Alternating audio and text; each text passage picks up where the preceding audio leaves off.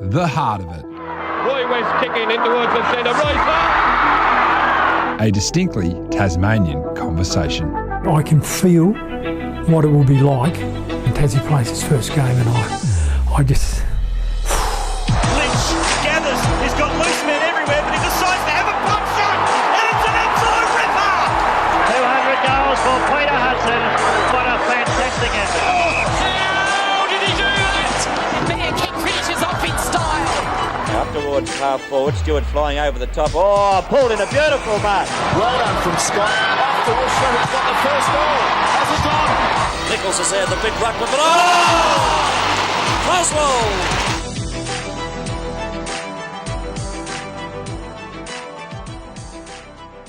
Welcome to the Heart of It. I'm Alistair Nicholson.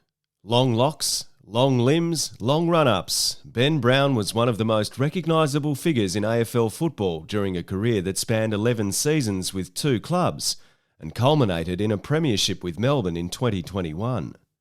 But the road to the game's pinnacle was long and challenging for Brown, who overcame multiple injury setbacks on his way to becoming one of the game's premier key forwards across 3 dominant seasons with the Kangaroos, each returning more than 60 goals.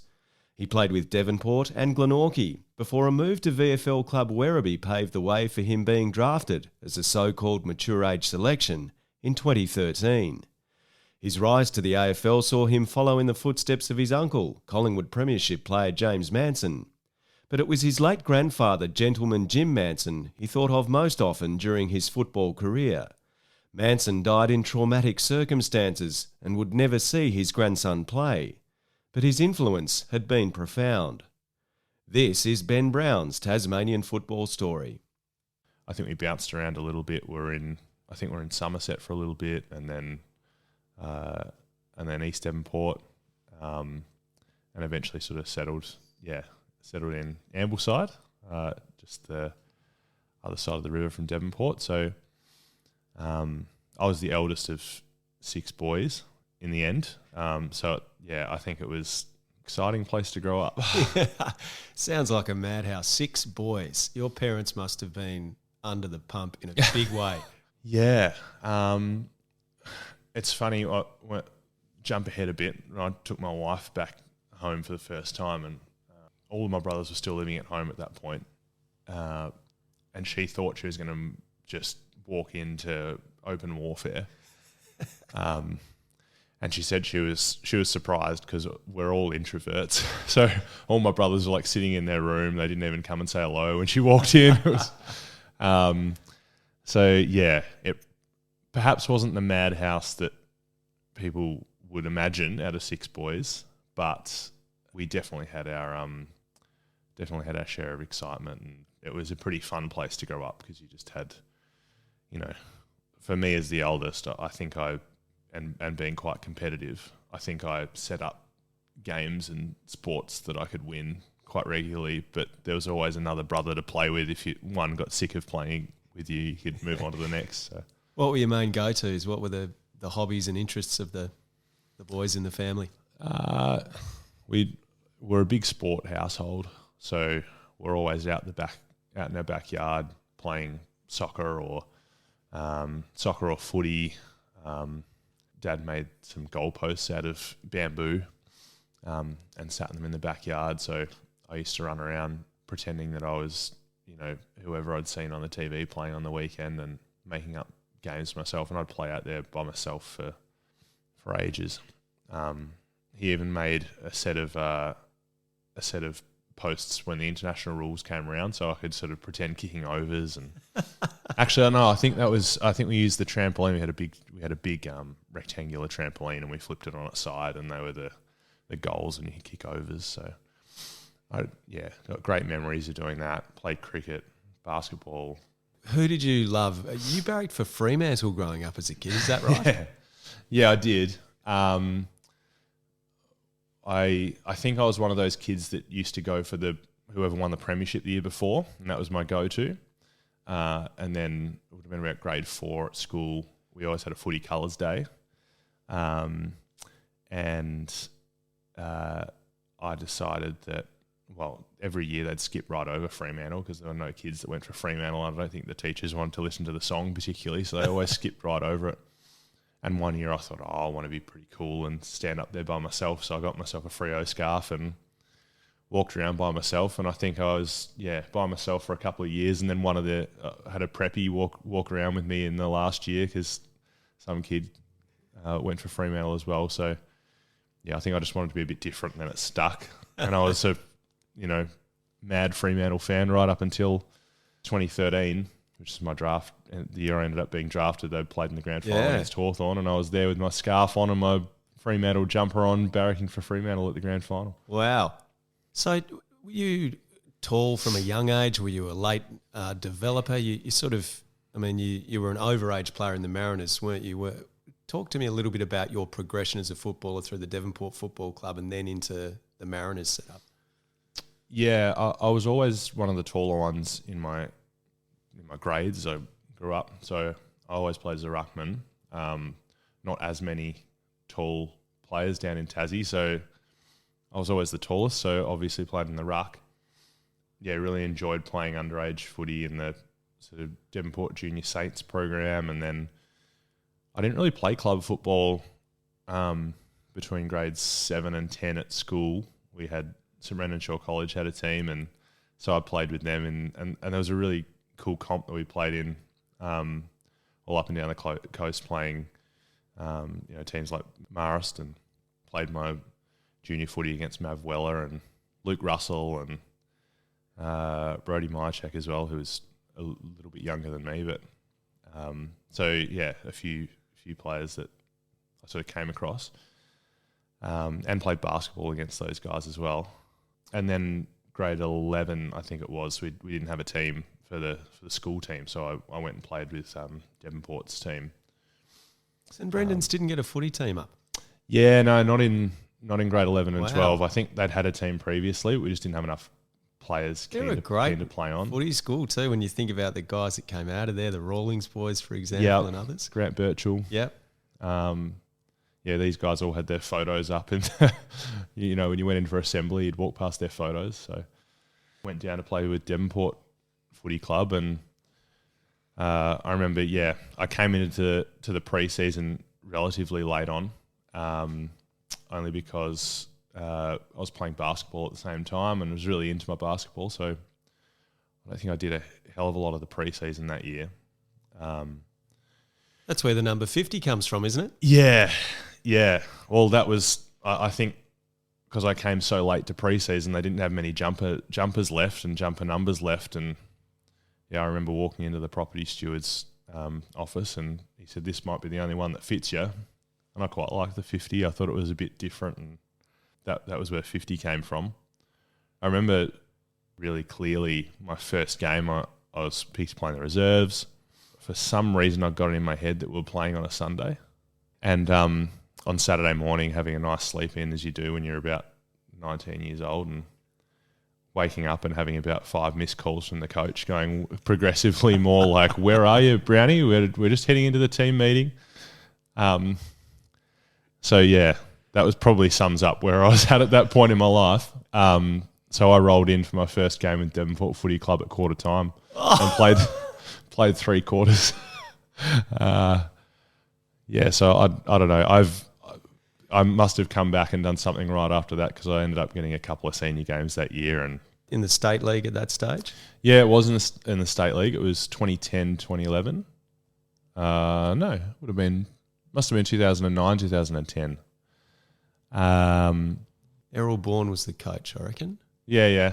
Errol was. It was a pretty cool place to go down to. Like, I played with Kurt Hazelwood, and we used to do a drill where they just set us up probably 10 metres apart and kick the ball up in between us, all the big boys. And I would have been all about 80 kilos at that point, and lining up. And Clint Matthews, big tugboat Matthews, was standing on the other side and just looking across and being quite scared for my life.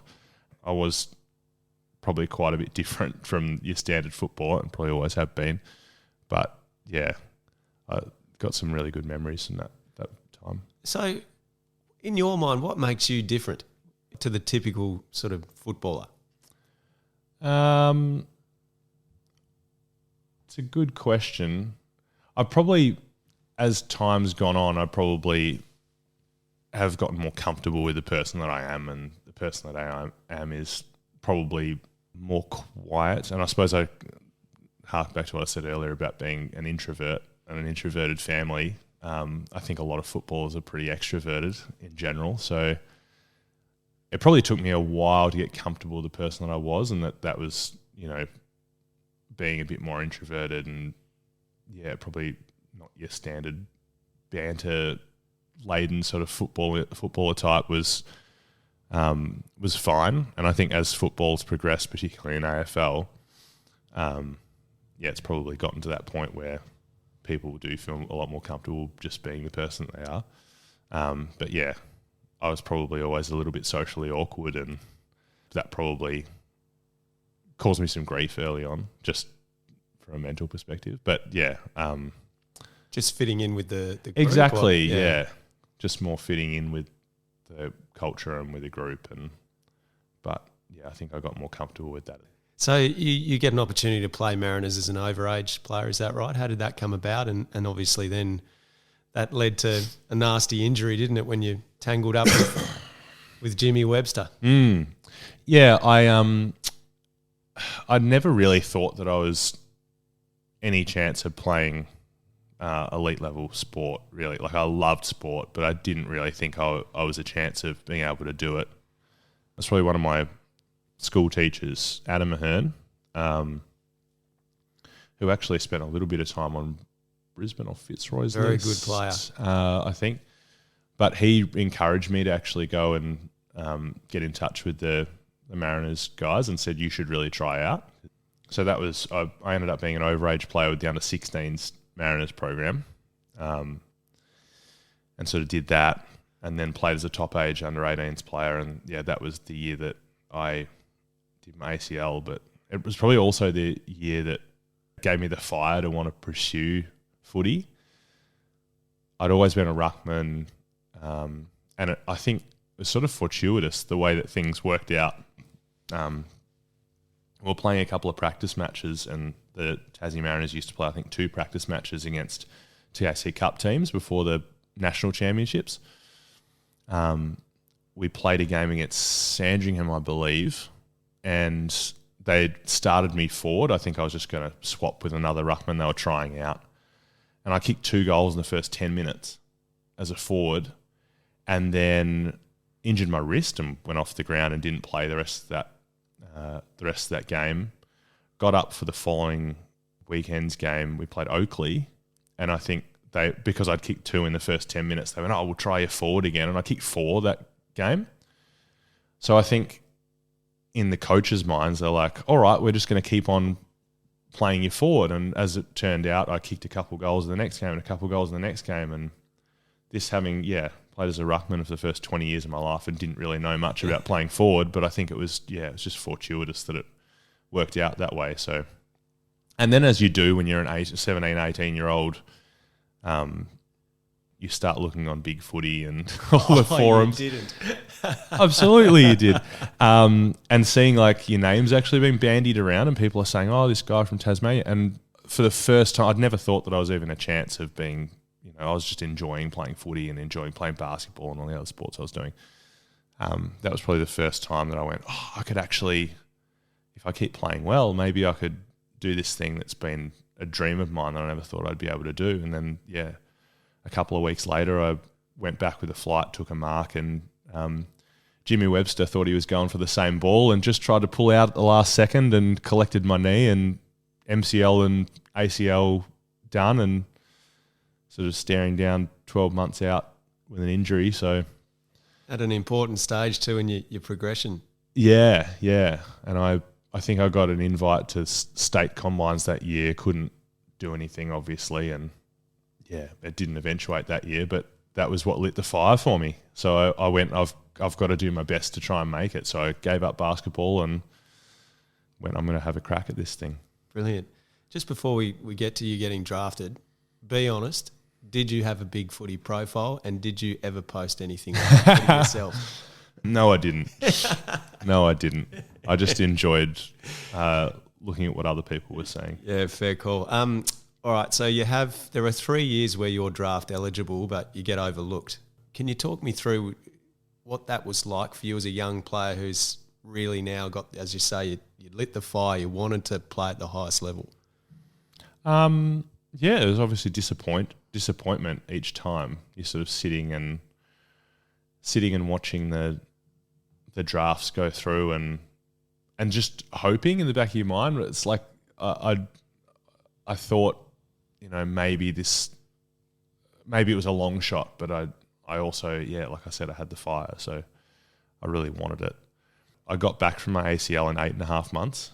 I'd told myself that I have to get back and play championships next year as an overage player, or else it's done. Like I convinced myself I needed to do that. So I don't know how I didn't re-injure my knee, because I think I got into the gym for the first time after I did my knee and put on about 10 kilos in that 9 months. So I had 10 more kilos going through my knee. I don't know how I didn't re-injure it. But that year I got what I had diagnosed at the time as osteitis pubis. So I played 2 games back, and then I started getting this horrific pain in my pelvis. And I remember going in to see a specialist, and the specialist said, look, osteitis pubis, you've got to have 12 months off, do nothing. And I remember walking out of that meeting and just feeling like my dreams were falling apart, and going to Matthew Armstrong's offices at AFL Tas and crying in front of Dogger Armstrong and Adam Sanders as well. I'm not sure if he was there, but he was, assistant at that time. And so they were, particularly Matthew Armstrong was really important for me, I think, just in terms of he sort of said, nah, look, it's all right. We'll work it out. It's not, don't have to necessarily listen to this guy. And we ended up making a bit of a plan that I'd sort of play every couple of weeks and not train that much, which funnily enough came probably full circle towards the end of my AFL career with my knee. But yeah, that was pretty important that, he sort of helped me work through that tough period. And then, I had that 2011 year where I played overage with the Mariners. Then I decided to stay in Tassie and play a year in the State League in 2012. And I think I finished I played as a ruck during that year. I think I finished in the top 20 in the league medal that year. But I probably knew that I'd need to move out of the state at that point and try and play as a key forward if I was going to try and make it at the next level. So you'd realised at that point, key forward was going to be the position. Where does Werribee come into the equation? Well, I had a guy called Mark Stone. I know, Stoney. Stoney. He's a ripper. He came down with me actually end of 2011 and tried to convince me to come across to Werribee for the 2012 year. And I suppose in my head at that point, I want to have a year of playing senior footy against senior bodies, and that was going to be best done in the state league. So that was why I made that decision. But he came back down and had another coffee with me the following year and tried to convince me to come across. Tentacles in everywhere there for a while. Yeah. So he convinced me to come across and have a trial with the club for 2 weeks, and I met Scotty West, who sort of convinced me that I could play key forward and he could find a spot for me in the team. And I've spoken to Westy since, and he said he had no idea whether he could find a spot for me at all. He was just trying to get me across. I think that year we had at Werribee, we had Ben McKinley, Ben Warren as VFL listed players, obviously key forwards as well. And then we had Mason Wood, Majak, and myself all playing in that forward line. So I don't know how Westy managed to fit me into that, because I think we played about 5 or 6 key forwards at times that year. yeah, that was sort of how Werribee came into it. I had a trial the previous year with South Adelaide, actually. I went over there and did a week with them, and I probably wasn't quite ready to make that move then, but the Werribee one was just, I felt like, yeah, it was the right time to change it up. And I had a mate over there who, from my school days, who I could move in with, and so I didn't feel like I was going to be so much out on my own as well, so that probably helped. So when you get drafted in 2013, the families, you're with the family in Hobart, aren't you? Is that right? Aren't your grandparents there? Your parents are there? Even your mum's sisters are there taking it all in? What do you remember of that? Yeah, it was pretty cool. I remember about an hour before the draft getting a call from Essendon saying like they were pretty keen to take me. So just to, strap myself in, I suppose.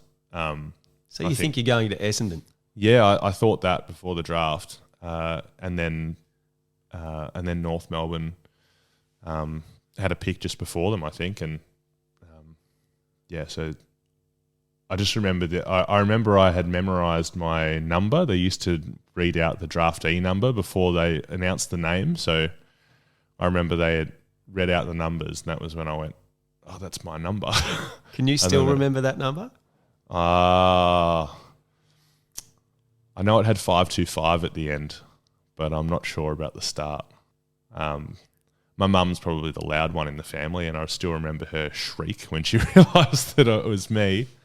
They'd been read out, and it was pretty cool. I think there might have been one or two of my brothers in the room, and the others were off doing whatever, as I mentioned before, introverts, and they sort of wandered into the room every now and then, and my parents would say, "Oh, Ben just got drafted." They're like, "Oh, cool." It was a bit of a whirlwind because the North Melbourne were actually in Utah at the time doing a pre-season training camp, so they were on the phone with me saying, "We need to, have you got a passport? We need to get you over to Utah." So that was, straight off. Wow. You mentioned your mum. Is your mum a Manson? Is that where the Manson family connection comes in? Yeah, that's right. Mum's brother was James that played at Collingwood. Premiership player played as well. At Fitzroy too? Yes. And played for Tassie in 1990. Yeah. I think in 1990 won the game against the Vicks. Yep. I think that was that year, and I think he got best of field that day. He played very well, kicked goals. There's vision of him at the first bounce, literally pouring the ground like a bull. He's so fired up, and the passion's pouring out of him. Is that him? Passion sums him up. He's an incredibly passionate person. I've got great memories of my pop used to. He had all these VHS tapes at their place. And this is before edits were a thing. My pop used to go through and clip all of my uncle's, moments in the game. So all of his highlights, essentially. So every kick he had, every handball he had, they were all clipped together. and he had, written on the front of each VHS tape, Collingwood versus Sydney or whatever it was, 1991 round, whatever. So I just used to go through all these VHS tapes that were stacked up in one of the spare bedrooms and just pick out one and go put on my uncle's highlights. So, what do you remember of his kicking action? It was probably not unlike mine. Was talked about quite regularly in football circles. I think he would say that it was very accurate, which it was. It's all it needed to be. Which it was. Yeah, I kind of know what that's like to have something about your kicking action talked about quite regularly. Well, your action was it your action or your approach that people talked about? Probably more my approach. Where did that come from? It's a good question because I can't exactly remember. As I said, I was always a ruckman growing up. And so I think when I was, probably when I was still playing in the state league in Tassie, I felt like I needed something that, resembled a routine. I don't know why that was the routine that I settled on. Basically, the premise of it was my pop always said it was Jim Manson, played legend. played for Glenorchy for many years. He always just said pick a spot behind the goal, and kick to the spot behind the goals. So, yeah, that was where that came. I just wanted to do that, and I wanted to keep everything straight. And I probably did that to the nth degree, keeping everything straight and doing the same thing every time. I think I'm a person of routine. I really like things to be the same every time. So how many steps was your run up? Somewhere between 28 and 30 or something like that. But that particular bit wasn't the same every time. It was just when I felt comfortable to kick. Okay. Yeah, I always remembered that. I'd always come back to what my pop said, pick a spot behind the goals. And I kicked my first AFL goal for my pop. For that reason. I picked the spot behind the goals, kicked it there. It was pretty cool. He was champion at Glenorchy and also a very familiar face to people watching football in Tasmania for many, many years with his interviews during and after games and working on the telecast. But he passed away in fairly tragic circumstances, didn't he? What was the story there? Yeah. So my pop had, as you say, he was really well known in media circles. He was also a member of the council for a long time, Glenorchy City Council. So, he was he had heart issues, and it was also an avid collector. Had just this basement full of stamps and postcards and paraphernalia everywhere. It was, like an obsession is probably like a doesn't quite capture it. But yeah, he their house was broken into, and when he discovered that this space, the basement where he kept all of his stuff, was had been broken into, he had a heart attack, and that was it. So yeah, we were living in Devonport at the time, but my dad was actually staying there. He was just in the process of transitioning jobs, and was living in Hobart at the time while the rest of us were in Devonport. And yeah, so he was actually there to sort of help my grandma through it in the end. Yeah. So he didn't get to see you play in the AFL, but you dedicated that first goal to him, did you? Yeah. No, he didn't. But yeah, it's certainly someone that I always thought about when I was playing footy, and my grandma more than made up for my pop's absence. She was always one of my biggest supporters, and she'd always send me a message before each game saying, "Kick one for me, Ben." She would have been happy that day you kicked 10 against Port Adelaide. Yeah. Well, the first one was always for her, and I had to find room for others. So. You did have a few brothers to kick them for as well. Let's go to North Melbourne. So your first 2 years at North Melbourne, you're playing preliminary finals under Brad Scott, and the team, it looks like it's capable of pretty big things. What do you remember about your early days at North Melbourne? Yeah, I was probably very much finding my feet still as a forward, but I was really fortunate that I came into the club when I did. I think I had Brad really backed me in from a very early. I remember in one point of the pre-season, I was actually injured at the time. I remember I'd barely spoken to him since I got to the club, and this would have been a couple of months in, and he sort of said, "Oh, Ben, you should be pushing to play in this team come round one." And that sort of, and I was an overage player, like I was 21, so I think there was probably a reason for that chat being had, but I was pretty fortunate that I got an opportunity so early. I think I missed the first 8 or 10 weeks of that season, played 4 games in the VFL, and Robbie Tarrant was playing as a forward at the time, and I still like to think that I played a role in Robbie Tarrant ending up going back and being nearly all-Australian defender. Anyway, very good, very good defender. So I still like to think that I ended up sending Robbie back.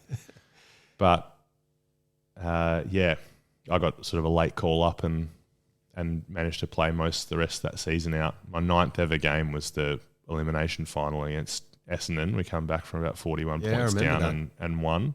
And then, two prelims. But I think it was very much just being backed in to play in a way that suited me as a player. I mean, you became the key focal point, didn't you? You were the man in the North Melbourne forward line. You had 3 years in a row where you kicked over 60 goals. When you reflect on that now as a retired footballer, I mean, that's an awesome achievement. You were a spearhead in an AFL side and delivering week after week and very accurate with your kicking as well. Yeah, I think the accuracy probably helped in terms of kicking that many goals in a season. It's pretty cool to think back on. I think from where I came from and missing a few drafts, and prior to that, not really thinking that I'd ever be good enough to play any sort of professional sport, being able to get to that point was super cool. Yeah. And I think about a few things in my career actually, and just think there's some things that people will never be able to take away from you once you've done them. And those years, I definitely remember fondly. Were there opponents that gave you the most grief as a key forward? Guys you just hated playing on? There were probably, I remember it was probably my first year or second year and playing on Ben Rutten, and he was sort of towards the end of his career, but it was just so strong. There's a reason why they called him Truck, I think. And then probably further down the line, apparently he's quite a nice guy, but I could never get over the fact that Lyndon Dunn for Melbourne was just, he was a bit of a scrapper as a player, but like very competitive.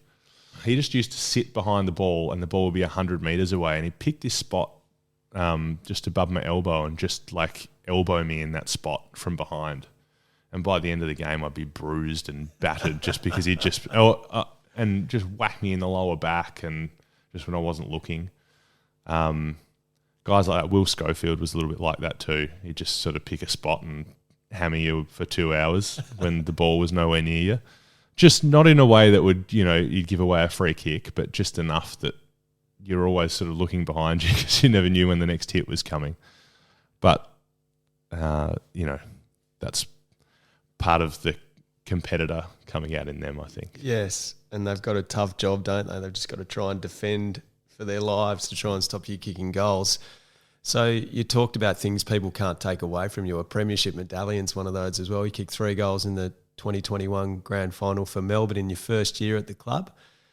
Talk me through the move from North, where you were such an established player and the key pillar in that forward line, to Melbourne. Yeah, well, I was pretty fortunate that Melbourne, gave me an opportunity to continue my career, and it was very fortunate timing. I think when I came into the club, I sort of was pitched that the club thought that they were ready to push for a flag, and the club sort of took me through. We've got Christian Petrarca and Angus Brayshaw and Christian Salem, and we've got Max Gawn in the ruck, and all these guys have been playing together for 5-6 years now, and we feel like they're really hitting their straps, and we also feel like you've got a spot in this team. And again, unfortunately, injured myself in the pre-season, hurt my knee, and missed the opening few rounds of the season. Got back, played a couple of games, and then was dropped back to the VFL for about 2 months. And I think that was a real turning point for me. I remember sitting in the change rooms. We were about to play a game at Marvel Stadium, and I was emergency for it. And I remember sitting there and watching the pre-game forwards meeting and just going, I don't want to be sitting here watching this pre-game forwards meeting when the team's playing finals. I want to be out there playing. And I went back and I watched some old vision of when I was playing at my best at North Melbourne, and picked up probably a couple of things that I just needed to get back to doing really well. What were those little areas that you picked up on? I think just getting space to launch at the ball. I think I was always at my best when I was launching at the ball, meeting it at its highest point. And I probably got into this space where I was too focused on wanting to create a contest, and creating a contest was, the ball would come down the line and you'd see where the ball was going, and then you'd try and make your move. And by that stage in footy, it's often too late, particularly at that level.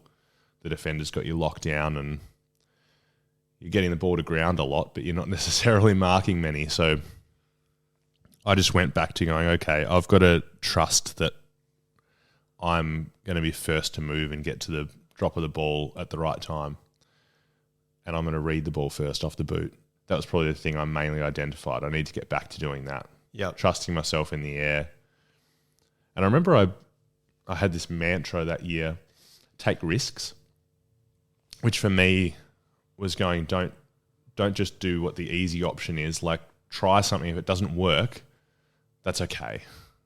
Because there'll be another opportunity, the next time the ball comes down the line, if you get outmarked or you misjudge the ball. I had this book I wrote down intentions in for each training session and each game. And they'd change a little bit over time, but generally take risks was the key theme on that list. Yeah. So what's it like then, given all you've been through and obviously your injuries, setbacks, missing out on drafts, to then taste the ultimate prize in football and have a premiership medal draped around your neck? What's when you reflect on that, what's the thing that makes you smile the most? I think probably the thing that makes me smile the most is not a football-related thing. I think it's that I always did my best to be who I was, and to also be trying to be a good person through it all, to try to be a person that people enjoyed working with, not only teammates but also staff members, relationships with fans, and also standing up for causes that I believed in. I think sort of my development as a person over this period of time is what I'm most proud of and what makes me smile the most. And I think it's the thing that will take me forward into my retired life now, more than anything football related. Like, the football stuff was great, and I'm really, I've got some really fond memories that I'll be able to look back on, and I'll be able to show my kids like highlights of me playing, and that'll be cool when we go down the track. But I think hopefully they'll be more proud of the person that I am and the person I've become through football. Yeah.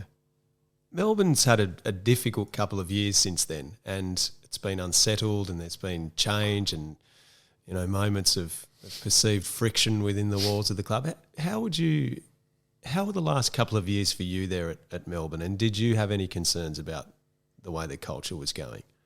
I think there's always things that footy clubs are trying to improve on and get better on, and you're always searching for that mythical good culture. And I think it's probably an interesting way to frame an experience of life as in a workplace is through culture. I think generally speaking, people are trying to do the right thing and trying to learn and get better as they go on. And there have obviously been challenging things over the last couple of years. I think there are challenging things at pretty much every football club. And the way that things are dealt with within football clubs, I think that'll differ slightly between each one. Who knows, maybe there are things that could have been dealt with better at Melbourne over the journey. But I think all we can do is try and learn from those experiences. And I mean, I enjoyed my last few years at the club. I had a good time. I feel like for the most part, as I said, people are trying to do the best they can. Yep. But yeah, that's not to say that there aren't potentially things that could have been done better. There are people at the football club that are challenging how things are being done, and I think that's healthy too. I think if you've got an environment where people can challenge the way things are done, then that hopefully improves the culture of a place. From Melbourne to Tassie, the Tasmania Devils. How enthusiastic are you about what's happening with Tassie and entering the AFL and AFLW? Super excited. Super excited. I'm stoked for Tassie and for Tasmanians because, you know, again, full circle, going back to where I grew up there, Tasmanians just love their sport so much. And I think you've seen that in their Jack Jumpers coming into the NBL. People just buy into it. And to be a Tasmanian, I think, is something that, in a different way to people in other states, people feel incredibly proud to say that they're a Tasmanian. There's a source of real pride that comes from that. And so it's overdue, an AFL team and an AFLW team. And I'm super excited to see how it's done. And I think how they've gone about it up to this point has been really positive, I think. I think there have been a lot of good decisions made. I think the next couple of years will be important. And I'll watch with interest just to see how it's all done and how it's all rolled out, because I think it's important it's done right. So we have a situation where we actually come into the league in both AFL and AFLW and we're really strong from the get-go. All right, Ben, a couple of quick fire questions to wrap things up today, and I really appreciate your time. Favourite part of Tasmania? Where are you sending someone if they say, I've never been to Tassie before, where should I go? Oh, can I say everywhere? I love Tassie. I think there's just, you know, growing up in Devonport, I love the small town aspect. Or you drive through Ulverston, or you drive through Burnie, and like everywhere's got their little nooks, which is super cool. My family's in Hobart now, and definitely love Hobart. There's just something special about that place, and you can drive for half an hour and you feel like you're out driving through beautiful country and look out and see paddocks and you know, water in the distance, and that's just something you don't get. Should they fly or take the boat? If you're anything like me and you're a little bit, you got some not great sea legs, I would be flying, but we've definitely taken the boat a few times too, and it's pretty handy to have your car when you get there. So, best footy ground in Tassie? Ooh, it's hard to go past. It's hard to go past York Park. Just to play on, the surface is unreal, but I still have good memories of Devonport Oval as well. Slightly different track to play on, but nice big ground. The bike track around the outside. Yep. Which ground do you hate? Ooh. I don't know if there's any I hate. As a key forward playing, but I love North Hobart. I was going to say North Hobart because it's small, smaller just as a player. But it is actually one of my favourite grounds. Beautiful ground. Yeah, yeah. You can pick anyone in the AFL at the moment and take them to Tassie. If we're coming in tomorrow, who's your one selection? Who's the perfect fit for Tasmania? Oof. I mean, the player I thought of straight away was Marcus Bontempelli. Probably the best player in the league at the moment. I know we spoke about him before the start of the chat, but Alex Pearce, getting Alex Pearce back as well, a captain of a club, great person as well, and I feel like a real Tasmanian at heart. Yep. So, best player you played with or against in Tasmania? In Tasmania, yeah, as in like local footballer, yeah. Ooh, I mentioned him earlier in the chat, but Kurt Hazelwood was an unbelievable player. And I also played school footy with, and also some club footy with Reece Mott. Oh yeah, yep. Who's an unbelievable school footballer. Very good player. Like unbelievable school footballer. And yeah, just as good when he got to the state league level. And then Jay Bowden as well. Yep. Jay Bowden's probably up there with he's probably the best I've played with in Tassie. A few people say that. Yeah, would have loved to have seen him get a chance. I would have loved that too. I would have loved that too. When I was at Glenorchy, I was sort of studying and working a little bit for the club part-time, and I'd injured my knee, so for the first part of my year at Glenorchy, I was the stats guy, so I used to sit in the box on game day on the buttons, so I'd do 32 kick, 5 handball, and then I'd go back on the Monday and I'd tidy it all up so everyone got their stats and edits on the Monday. So that was part of my role when I first got there. And I think it was Jay I went through and actually put together a highlights package for him and put it on YouTube. I'm not sure if it's still on there, just because I thought finding that. Just because I did it for myself as well. But this was at the stage where I was like, I really want to get an opportunity, and no one else is making a highlights package for myself, so I did it for myself, and I think I did it for Jay as well, just because I felt like this guy should be playing AFL footy. There's a bit of Jim Manson and his VHS tapes coming out in there. Yeah, for sure. All right, and lastly, and you can even say yourself, Ben, you get to pick one Tasmanian to take a shot at goal after the siren to win you a game of football. Who are you picking? In their prime. I have to pick myself, don't I? Love it. Always back myself in as a player, particularly in front of goal. I was thinking of Richo, but perhaps not. Ben, brilliant chatting to you. Thank you very much, mate. All right, thanks, Alistair.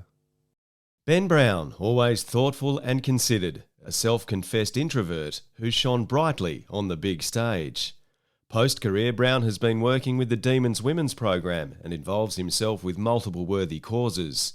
And he's loving family life, bringing up his young daughters Ayla and Esme. That wraps up the 2024 season of The Heart of It, but stay tuned for more next season. Of course, you can listen to previous episodes with other inspiring Tasmanians, including Peter Hudson, Ian Stewart, Jeremy Howe, Mia King, Brent Croswell, Alex Pearce and Jess Wushner, plus many more. Just go to the Tasmania Football Club website, tasmaniafc.com, or wherever you get your podcasts. Thanks for listening.